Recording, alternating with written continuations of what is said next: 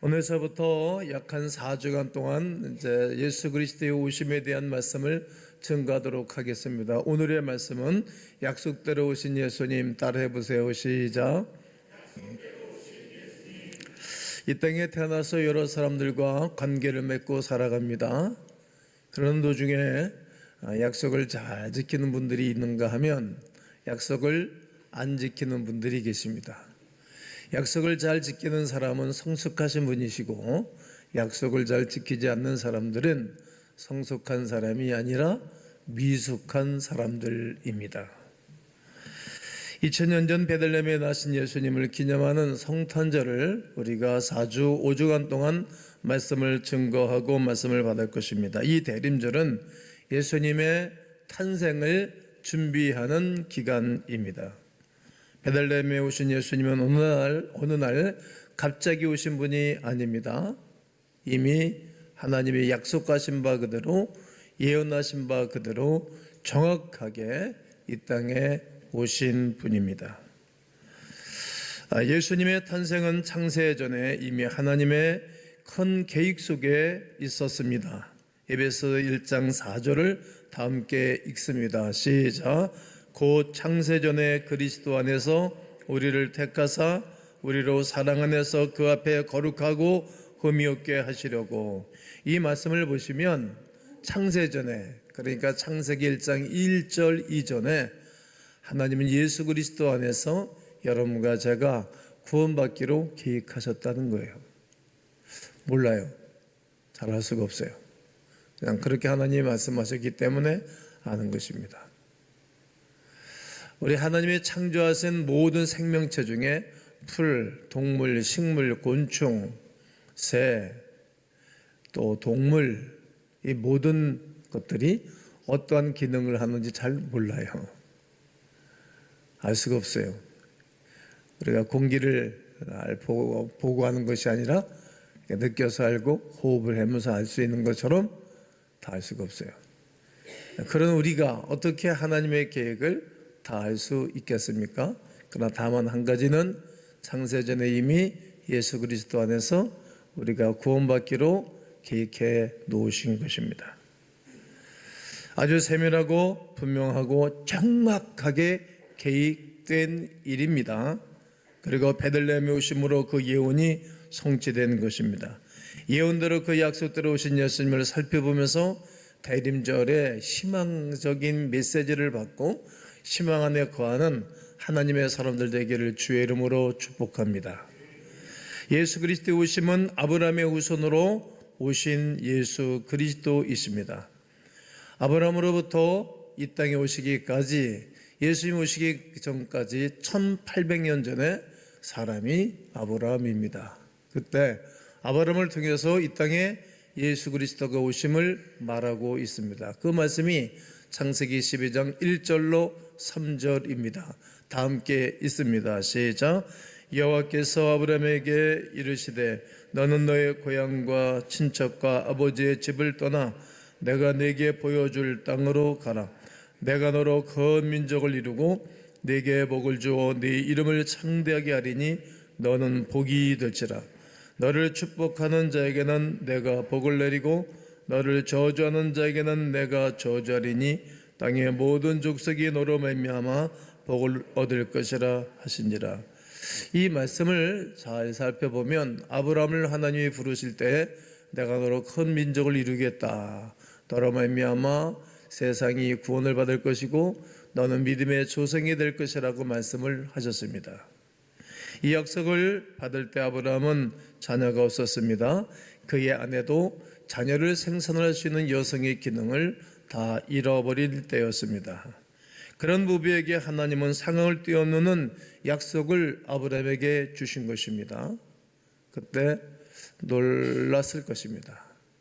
믿었긴 믿었지만 세월이 가면서 믿음이 흩어지고, 그리고 마음이 또 상하고 기다려가 지쳐서 그의 몸종 하갈을 통해서 아들을 얻게 됩니다. 그 아들 이름이 이스마엘입니다.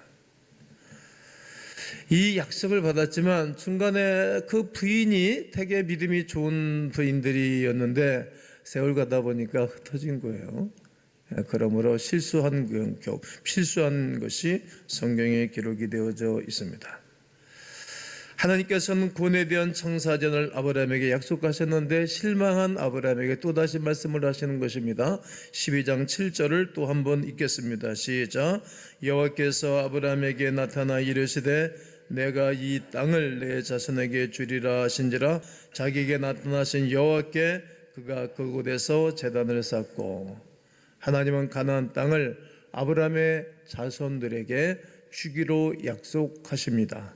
그러므로 아브라함의 몸에서 나온 모든 자녀를 통해 그 자녀 가운데 한 자녀를 통해 약속을 성취할 것이라는 예언이 되겠습니다. 이제 바울 사도는 유대인으로서 어려서부터 성경을 다 외우고 살았던 사람 중에 한 사람입니다.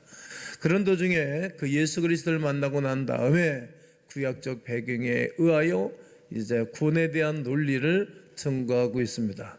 로마서의 9장 7절을 보면 또한 아브라함의 씨가 다 그의 자녀가 아니라, 이제 아브라함으로 수 없는 사람들이 이 땅에 후손들이 태어나고 살다가 갔지 않습니까?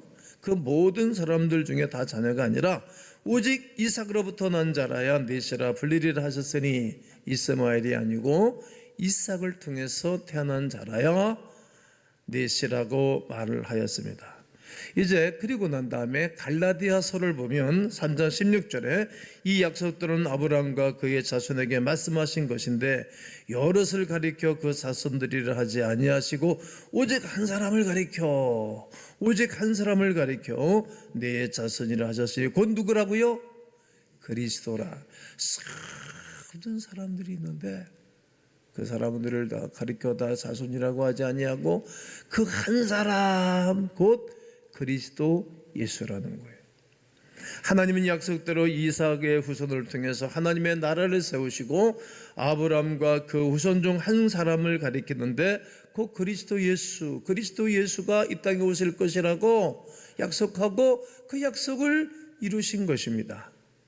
이제 마태는 이 위대한 사실을 깨닫고 난 다음에 예수 그리스도의 족보를 기록할 때 아브라함과 다윗의 자손 예수 그리스도의 계보라고 말하는 것입니다.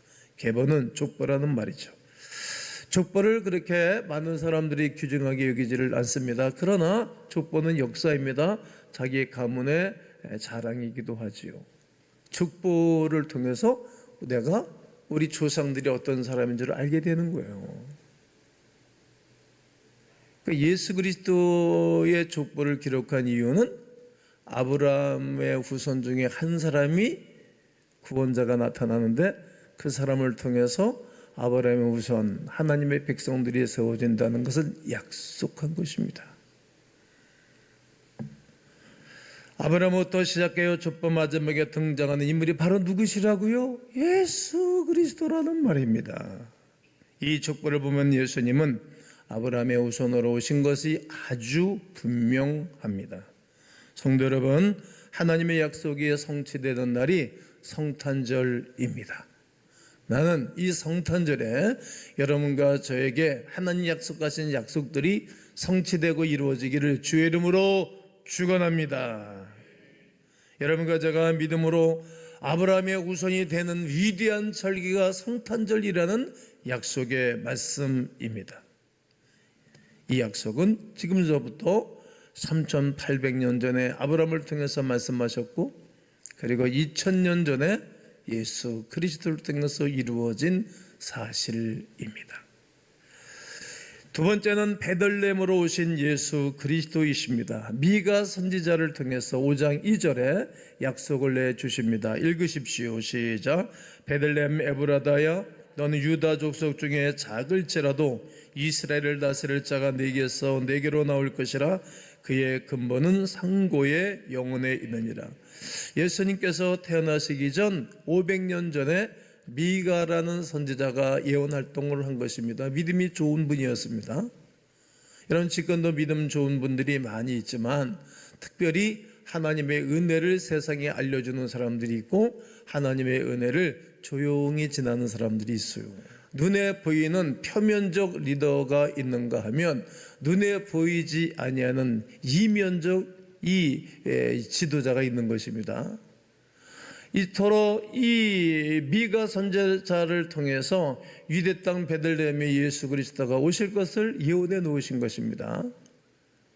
그때 당시에 이 땅이 그렇게 유명한 땅이 아닙니다. 유명한 땅이 되려면 그 중에 유명한 사람이 있어야 유명한 땅이 되는 거거든요.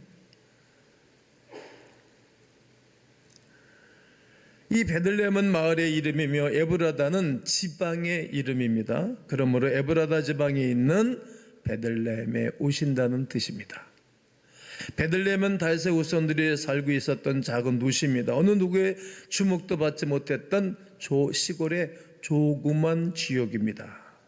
하지만 때가 되니 그 땅에 예수 그리스도께서 베들레헴에 탄생하신 것입니다. 마태복음 2장 1절에 보면 헤롯 왕 때 예수께서 유대 베들레헴에서 나심에 동방으로부터 박사들이 예루살렘에 이르러 말하되, 베들레헴은 떡집이라는 뜻입니다. 그러니까 예수님은 떡 만드는 집에 찾아오신 것입니다. 예수님은 세상에 생명의 떡으로 오신 분이 틀림이 없습니다. 많은 사람의 생명의 양식으로 오신 예수 그리스도이십니다. 요한복음 6장에 가보게 되어지면 이제 오병이의 기적을 행하시고 난 다음 주님이 말씀하시는 것입니다.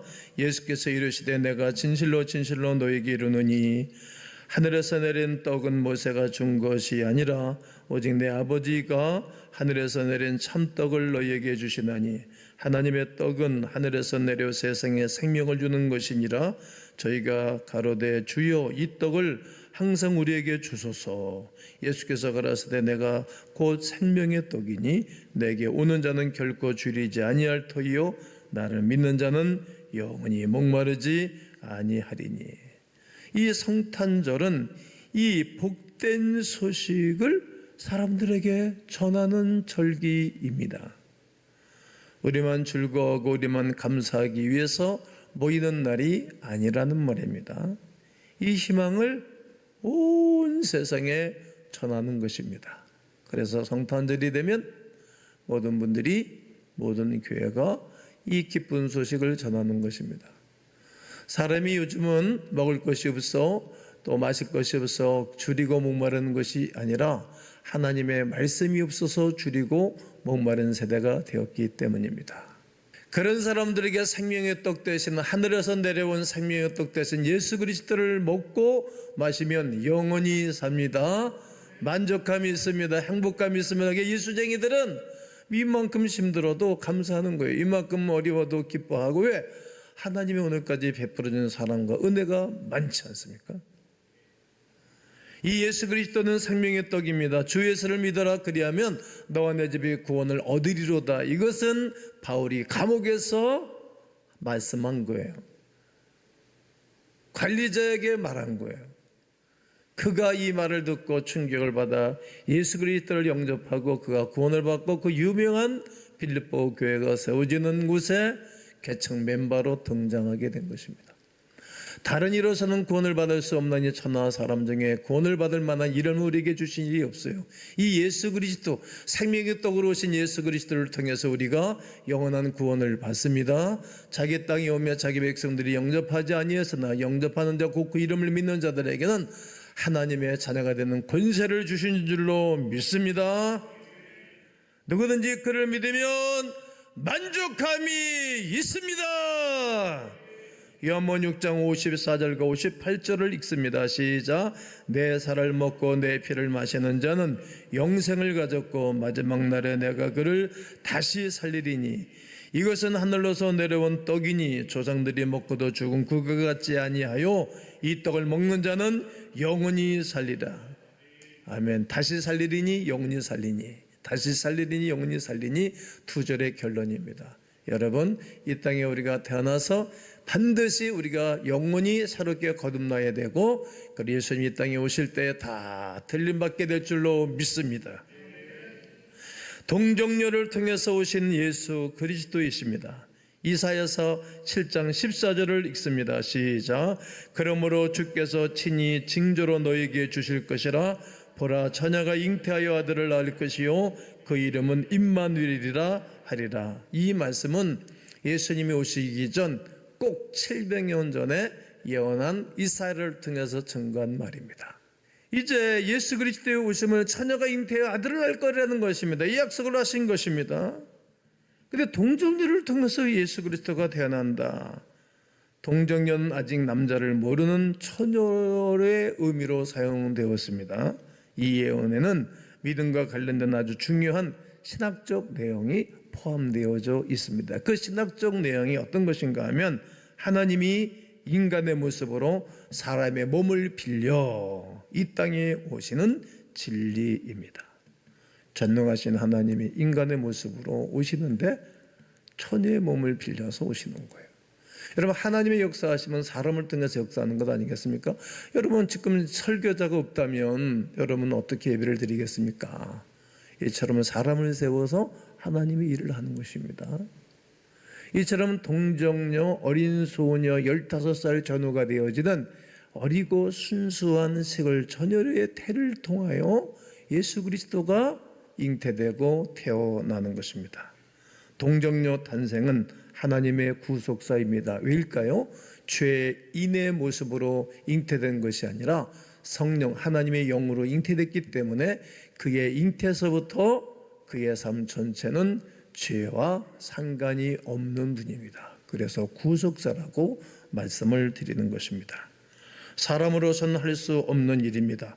동정녀가 입이 낳은 일은 불가능한 것입니다.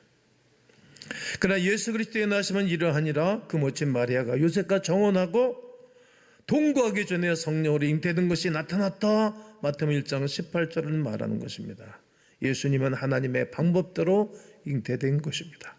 성령으로 잉태된 것입니다. 마리아의 몸을 빌려 사람의 모습으로 이 땅에 오신 예수 그리스도이십니다. 이렇게 태어나신 예수님을 뭐라고 부르는 것입니까?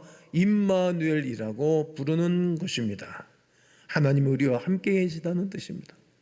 어디를 가나 하나님이 나와 함께 한다는 위대한 믿음을 가지면 이 세상 살기가 얼마나 든든하고 얼마나 평안하고 얼마나 행복하고 얼마나 만족함이 있고 얼마나 담대하게 살아갈 수 있겠습니까?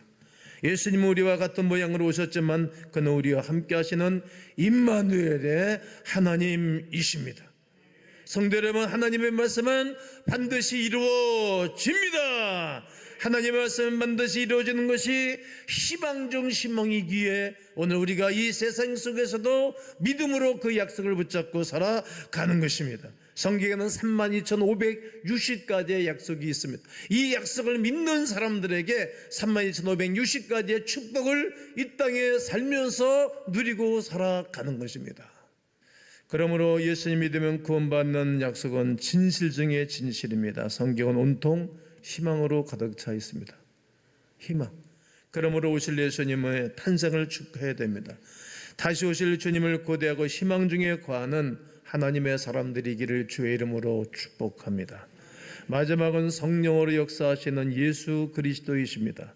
오늘 1장 18절과 20절을 보면 예수 그리스도의 나심은 이러하니라. 그 모친 마리아가 요셉과 정혼하고 동거하기 전에 잠자리하기 전에 부부관계를 갖기 전에 성령으로 잉태된 것이 나타났더니 성령으로 잉태됐다는 겁니다. 분명하게 성경은 우리에게 조명하지요. 20절에 이 일을 생각할 때 주의 사자가 현명하여 가로되 다윗의 자손 요셉아 네 아내 마리아 데려오기를 무서워하지 말라. 저에게 잉태된 자는 성령으로 된 것이라. 성령으로 된 것이라. 지금 이게 아주 15살 전후된 아주 아름다운 시골 순수한 여인과 요셉과 정혼을 해서 이렇게 교제하고 그런 가운데 얼마나 좋았겠어요. 근데 그들은 결혼하기 전에는 잠자리를 하지 않는 것이 성경의 법입니다. 순수성을 유지하는 것입니다. 그런데 그날은 교제하는데 저녁에 아주 어렵게 얘기를 하는 거예요. 마리아는 또 얼마나 충격을 받았겠어요. 그 얘기를 하니까 너무 힘들었어요. 근데 이 요셉이 너무 멋진 남자인 것은 그동안에 사랑을 나누고 관계를 맺었던 사람이기 때문에 가만히 조용히 끊고자 하여. 요즘 남자들이 읽은 것들은 좀 보면 좋을 것 같아요. 성경을 우리는 좀 기분 나쁘면 SNS에 올리고 유튜브에 올리고 이게 아주 이상한 나라가 됐어요. 난 요셉만큼 멋진 남자는 나는 성경에서 없다고 생각합니다. 그러고 얼마나 한쪽으로 보면 화도 나고 한쪽으로 보면 너무나 마음 상하게 있기도 하고 배신감 느끼기도 하고 정말일까? 이런 의구심도 생기고. 근데 그날 밤에 하나님이 요셉을 찾아오신 거예요. 하나님 우리에게 희망을 주시고 소망을 주시고 용기를 주시는 분이시지 우리를 망가뜨리는 분이 아니시지 않습니까? 요셉아, 네 아내 마리아 데려오기를 무서워하지 말라. 그에게 잉태된 자는 성령으로 된 것이니. 그날 밤에 너무 행복했겠죠. 응답을 받은 것입니다. 그리고 그 아내 마리아를 데려오고 그 아들 예수를 낳기까지 동침하지 아니했다. 얼마나 경건한 사람인지 모릅니다. 예수님은 성령으로 모든 잉태를 냈고 성령으로 이 거룩한 역사를 감당한 것을 성경은 말하고 있는 것입니다. 이사야서 11장 1절과 2절을 보면 이새의 줄기에서, 다윗의 아버지 이새입니다. 이새의 줄기에서 한 싹이 나며 그 뿌리에서 한 가지가 나서 결실할 것이요 여호와의 신, 지혜와 총명의 신, 모략과 재능의 신, 지식과 여호와를 경외하는 신이 그 위에 강림하시리니. 이 말씀은 예수님이 땅에 오셔서 이미 성취된 일들입니다. 성령으로 예수님은 모든 일들을 행하셨습니다. 성령으로 모든 이들을 위로하셨고 격려하셨고 치료해 주셨습니다. 여러분, 예수 그리스도는 성령으로 모든 병든 자를 치료하고 약한 자를 강하게 하고 하나님의 은혜를 베풀어 주시는 좋으신 분이십니다. 자비를 베풀어 주시는 분이십니다. 가난한 자와 심령의 상한 자를 고치시고 위로하셨습니다. 이 모든 것은 성령으로 사역하신 것입니다.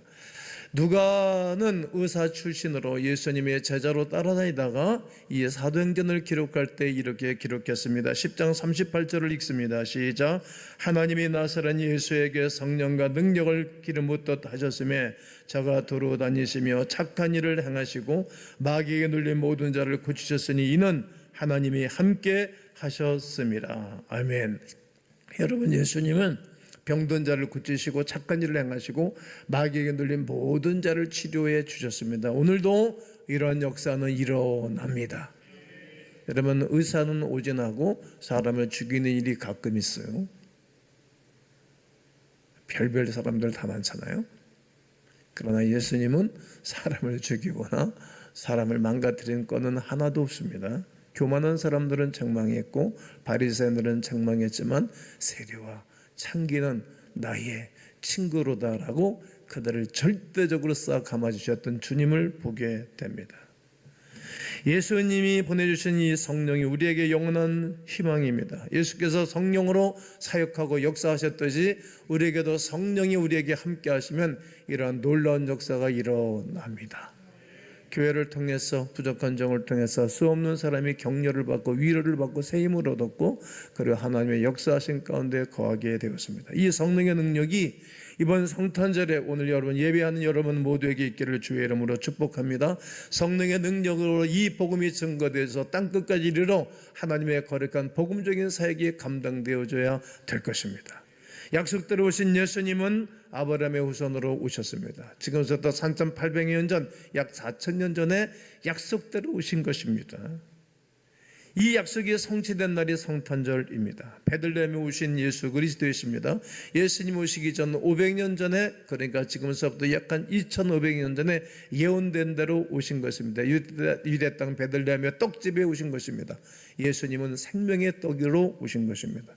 동정녀를 통해서 오신 예수 그리스도이십니다. 죄 없으신 예수님이 우리와 함께하기 위하여 그의 출생서부터 우리 사람의 예대로 순리대로 오신 것이 아니라 어린 소녀의 태를 빌려 이 땅에 오신 것입니다. 그래서 그분은 구원자이십니다.